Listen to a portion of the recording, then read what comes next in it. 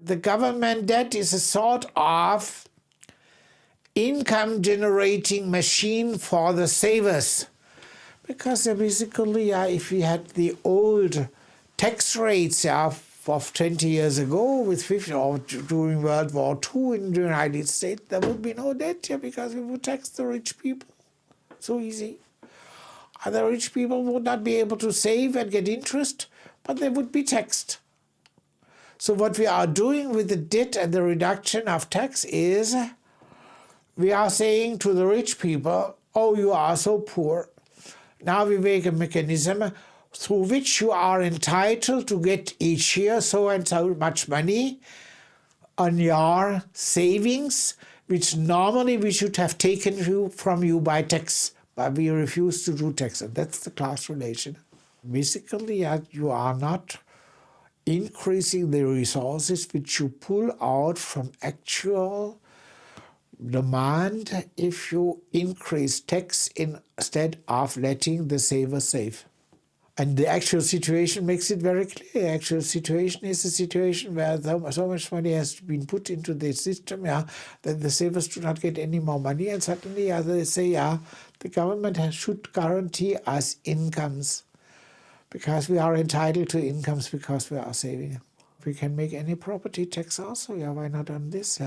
Especially as this is a form of property creation which is highly safe from any risk. If you buy a house, basically afterwards you can have bought it in the wrong place and it does not bring you any rent. But if you buy government papers, you are sure to get your 5% or your 4% or so. And that has been always called a rentier income. In France like this. France bourgeoisie has been a rentier class in the 19th century like this. And there is nothing, there is no reason to give this money because there is no innovation on this space and these people are not doing any innovative investment.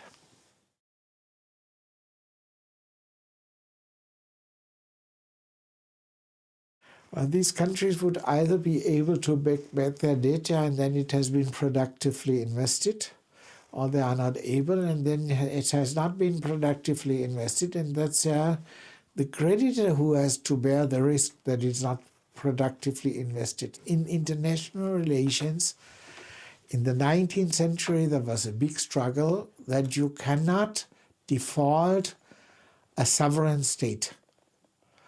Because the bank takes my house in the 19th century was, or the early 20th century was, Britain or the United States sent a gunboat to a country, were telling either you pay or we shoot at you.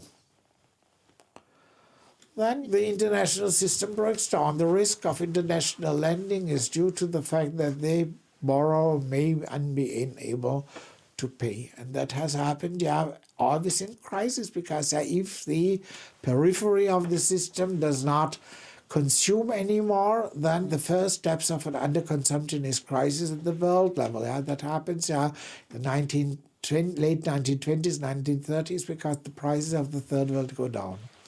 The crisis is managed by the fact that the debt is wiped out.